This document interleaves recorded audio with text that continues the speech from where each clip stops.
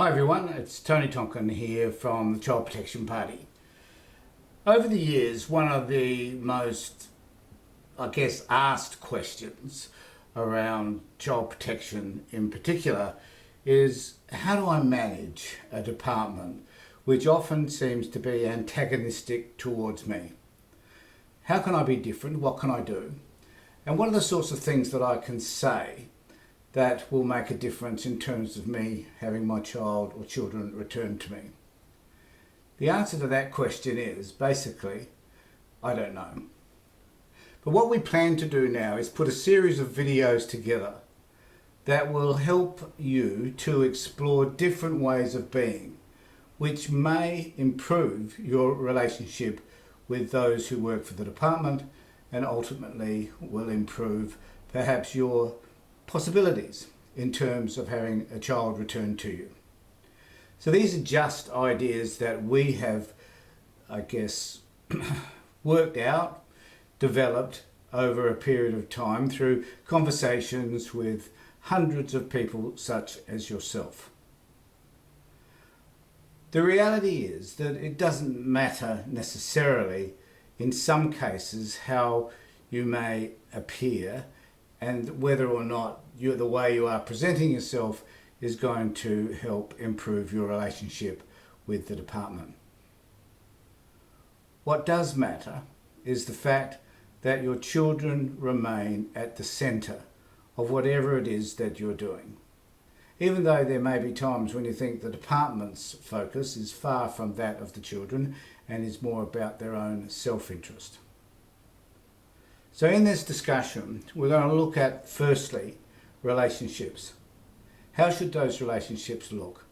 And how should you behave when it comes to developing relationships with the department?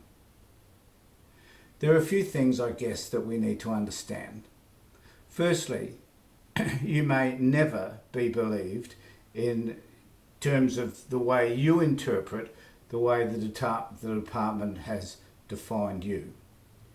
You may find that everything they say contradicts anything you know about who you are.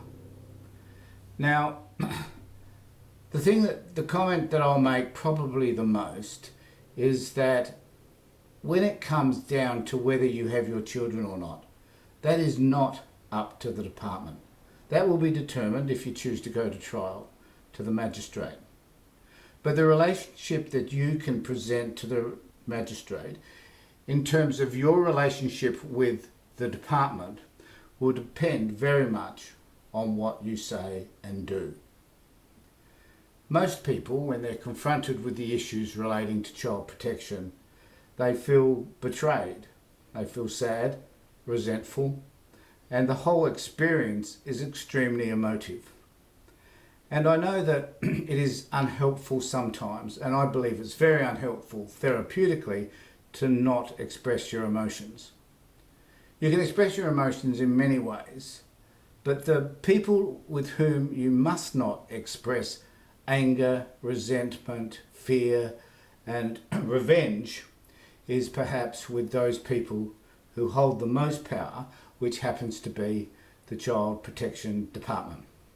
So, the first thing in terms of building a relationship is never, ever yell, scream, shout, or abuse those people that have your children.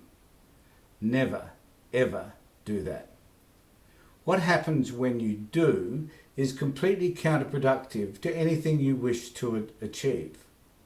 The first thing that they'll do is that they'll say that those behaviours justify their reasons for taking the children in the first place. I mean, how can we have children living in families where it is clear that a parent is angry, abusive, swears, use threatening behaviours? How is it helpful that a child be living within that environment? Now, we understand that experience happens, or those emotions are expressed because the level of your emotion, because your child has been removed, is extremely high. But it is unhelpful to respond in that way. to them. If you wish to respond in that way, I suggest you write about it, you do a video on it, you talk to other people, get professional help to work through those particular emotions. Just do not do it to the department. That will be detrimental to you. They will misread that because they won't see you in the context of what's happening to you because you've lost your child. They will see it in the context of the fact that you've had bad relationships in the past. They'll label you as having mental well-being problems. They will automatically assume that you're drug addicted at the time.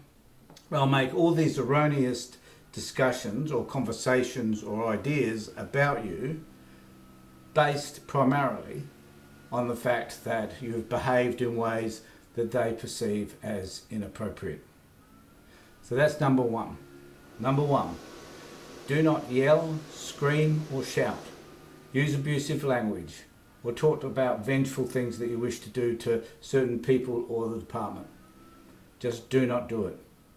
So how do you manage that then?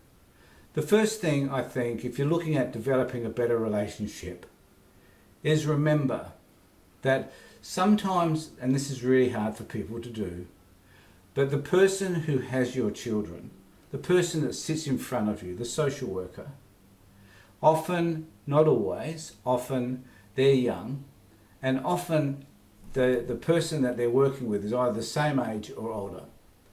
And they have built or constructed a version of who you are. Your job is to destroy, take away, eradicate the particular version of you that they hold. So the best way to do that is to do things which are different from what they are likely to expect of you. So if they have been told stories about you being angry and perhaps even violent, the best thing that you can do is to be conciliatory. Don't express any of the angers or any of the behaviours that you have expressed maybe previously in other areas of your life, if that is the way they've determined you to be. One of the things I suggest that people do is before you go into a session with them, you take a few deep breaths, calm yourself down as best as is possible, and I understand that it's not always possible to calm yourself down. But take some deep breaths, because that helps the blood flow, it helps you to concentrate a little bit better, and by doing that, you can then enter there with a plan. Now, the plan should always be, I will listen to what they have to say.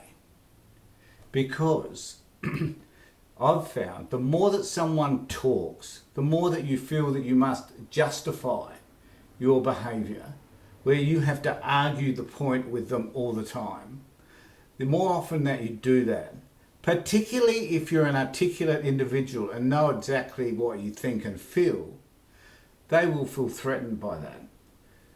You need to remember that they believe that they're more powerful and more significant than you are. That is their belief. What you need to believe is that you can build a better relationship with them, often by simply saying nothing. If they're expecting you to argue, expecting you to take up every possible point that you can and argue that with them, but you don't, it will catch them by surprise. The reality is that we expect people to behave in certain ways when we've already formulated a version as to who they are. But when they don't act in the ways we're expecting them to, we're surprised, and often we're disarmed by that, and we don't know what to do or what to say. That doesn't mean that when you're confronted by anyone from the department that you agree with them. That's not necessarily the way it goes. But what you can do is you can listen to what they have to say. The other thing is, while they're talking to you, make sure that you're taking notes. Note down everything that they say. Right? Let them know the reasons why you're taking so many notes is that you're going to use these notes so that when you go to court, if you are going to court, you have a reference point in terms of the things that they say. So if they say something that you think is bizarre and certainly is untrue, you should ask them if what you've written down is correct. So you're saying that I stayed in this relationship because I needed to stay in the relationship? Are you saying I stayed in this relationship because I didn't care about what was happening for the children? Is that what you're saying? Are you saying that even though I've done all these courses, that I haven't learnt from these courses?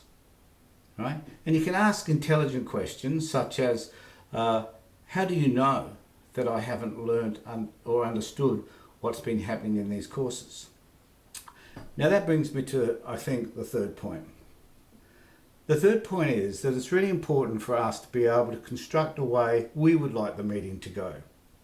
The way I've experienced a lot of these meetings is the person in control of this is the person who has all the notes, who has a stack of information that's been accumulated about the parent, and who goes through those notes meticulously. It is important for you to do the same. So if you've got a stack of questions though, not notes, but questions, in terms of what you think you could be asking them about your case, don't ask necessarily. So it isn't important to ask about the children at this point. It is to get some sense as to what their case will be against you. So if you say to them, you don't believe I have enough insight, what do you think I need to do that would help you to see that I have got that insight? What is there that you think I should be doing in order to address the issues around my mental well-being? What is it that you think I should be doing to address an issue which sat 3 years ago around my drug addiction if I haven't taken drugs for 3 years? Be smart about the types of questions you need to ask of them, because they will be surprised by what you say. So I hope that part of this discussion has been helpful. We will be looking at a range of things that you can say and do during this process. So I hope you've learned from this. I hope you can take some of these ideas away. And if you want to have further discussions with us relating to some of the things that I've said in this video, feel free to contact us at admin@childprotection.party, and we will further facilitate, I guess, a conversation with you to help you better understand how you can present yourself better to improve the possibilities of having your children returned to you. Thanks for being with us, and stand by for part 2 of this discussion as well. Take care.